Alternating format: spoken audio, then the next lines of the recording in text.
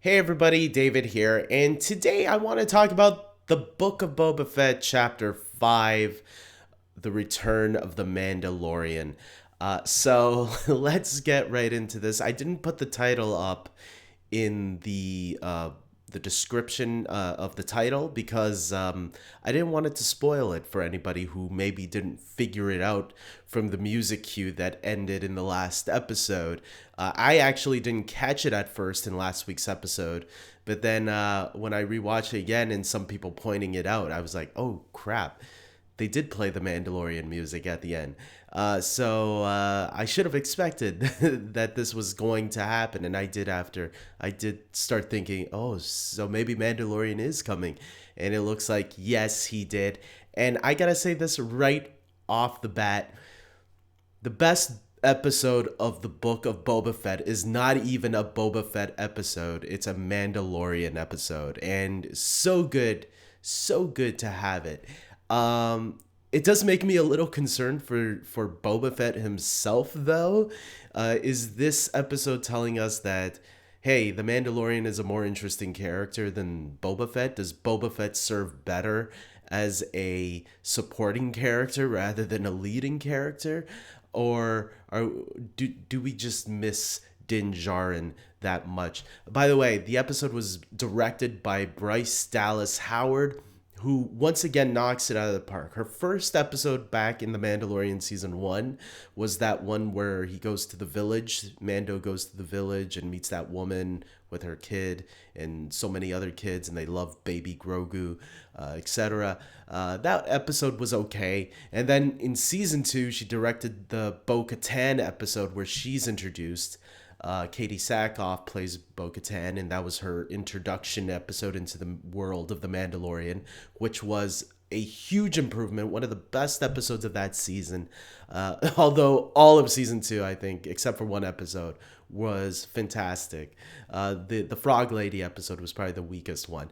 And now we get this episode from Bryce Dallas Howard directing the best episode of the Book of Boba Fett so far. Hopefully, the show will be able to continue the momentum that this episode just gave them because, yeah, nothing big was really happening in the Book of Boba Fett. We wanted more things to be revealed and happening. This is the first big thing, and it had more to do with the Mandalorian than Boba Fett himself, which is maybe kind of sad. I don't know. But yeah, I loved it. I loved all the mythology of Mandalore and everything they were bringing up. They were bringing up questions that we were having after the Mandalorian. Like questions about Bo-Katan, like what is the armorer's viewpoint on her, which, the helmet thing still doesn't make sense to me yet because she says, oh, if you take off your helmet, you can't be a Mandalorian.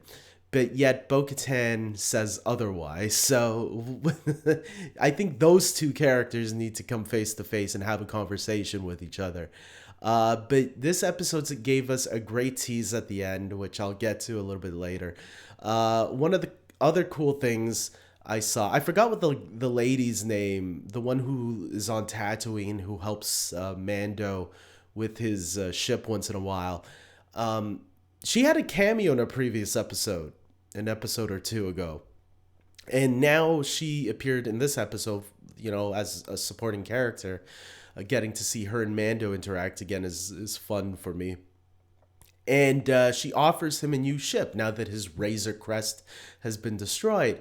Um, which also makes me wonder, like, I wonder if Jon Favreau thinks that everybody who's watching the Book of Boba Fett are watching The Mandalorian also. Because if you don't watch this episode, you're missing a lot from Mando's side of the story. This was an episode I would have expected to see in something like Mandalorian Season 3. I wouldn't have expected it to be revealed everything here. It's like, hey, if you've seen Mandalorian, you'll want to see the Book of Boba Fett too. And that's a risky case, A lot of the things Marvel does is if you've watched everything, that's great. You're going to get more bonus points on what you're seeing, but you don't have to watch everything. most of the time. There are some specific movies and maybe shows that you should see what came before, but for the most part, a lot of the Marvel stuff stands really nicely on its own, which I think is the better strategy to do. And give us some fan service once in a while too. Fan service can be good when done correctly, and Marvel has done that really perfectly. This episode feels like you gotta have watched Mandalorian in order to watch this show, or else you're gonna be like, what the heck is going on? Where's Boba Fett? I came here for Boba Fett. Who's this new Boba Fett guy? That's how I think the general audience would think, who didn't see the Mandalorian first. Although I think this episode did explain the Mandalorian's origins pretty nicely, in what he's been through, but you could be kind of lost a little bit, I can see, especially with the Grogu references, like when he held up the little scarf or whatever, the toy, or that looked like Grogu's shaped head. So I thought that was interesting. But yeah, I thought overall though, I love where we started off in this episode, where Mando, after his bounty hunting, he goes to this place. I don't know if it's a planet or a ship. It reminded me, I think, of the movie Elysium with Matt Damon. It kind of, I think there was a ship kind of shaped like that too, where people were living on, having villages and all that stuff there. And it reminded me of that, and it was really cool. I love the city planets the most in the Star Wars universe. Coruscant is like one of my favorite planets. So to get see a place like this was awesome. I really enjoyed that. And getting to see Pre Vizsla try to fight Mando for the Darksaber was also really cool, especially if you know the connection to Clone Wars. Pre Vizsla is related to another Vizsla that was one of the villains in the Clone Wars series, where he had the Darksaber, and that's why Pre Vizsla wanted to fight Mando here. For also, by the way, voiced by Jon Favreau. Jon Favreau did the voice of the brother. I think it's brother or cousin. I don't remember now. I forgot the full name of the character, but it was a Vizsla also. His last name was also Vizsla. It was like Pre Vizsla, Pro Vizsla. I don't know. But anyways, yeah. So there's that connection there, and it made sense that he would want to fight to bring back the Darksaber to his clan, as he says. So all of that was cool. And then when he gets to Tatooine later on and meets the lady, which I'm forgetting her name. I apologize. I know the Star Wars fans are gonna, like the hardcore fans are gonna hate me on this one. I'm a huge Star Wars fan too, but it's like I don't remember every single name or the names of the ships or the name of the background character. That's but I am a fan of the franchise. So when he gets there, obviously we see she offers him a new ship after the Razor Crest was destroyed in season 2 of The Mandalorian, and it's a Naboo Star Cruiser. I knew that ship's name, and because I knew the way it looked with the yellow and the silver. So right away, I and the droid cockpit that R2 even was in Star Wars Episode 1, The Phantom Menace. I actually like the designs of those ships, so it was kind of cool bringing it back. But now they're remodeling the ship for Mando in what it is now, which is more all silver all the way, which was really cool. I really love the design of those ships, so it's kind of cool that we got a new modified version of it for Mando that will hopefully go into the Mandalorian season 3. I mean, ships don't really matter too much. They'll get destroyed and then get a new one. But hopefully this one is the one that he'll keep for a longer period of time. Even though I kind of missed the Razor Crest. I was wondering throughout the episode, for most of it in the beginning, like, how is he getting around to places? And then you see how he gets to Tatooine by going into one of those boarding ships. So that was interesting to see how all of that played. And then, of course, another nice moment in the episode was when he took it out for a test drive, and there's two rebel pilots. They're not rebel pilots. They're the New Republic pilots. and they're like, you know, scouring the system.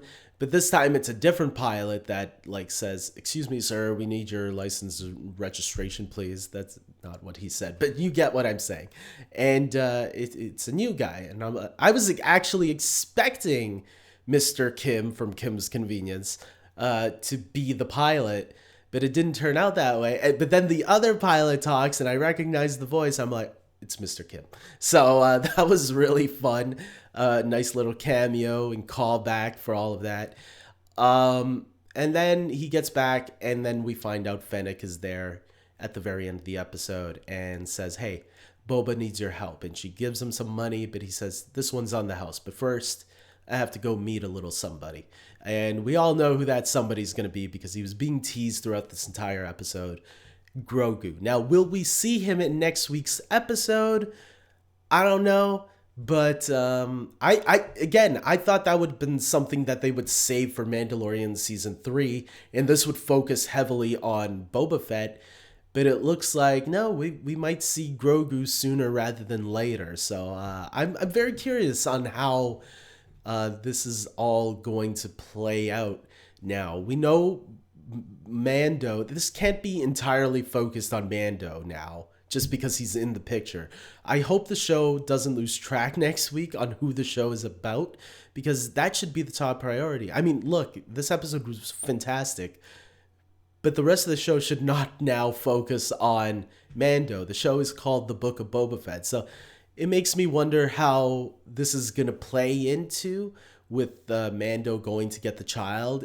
Are we going to see Grogu next week back? Maybe. I don't know what he can do, Grogu, but I mean, unless his force powers have amplified since we last saw him. Maybe Luke did some heavy training with him, and now we're going to see Grogu unleashed with the force.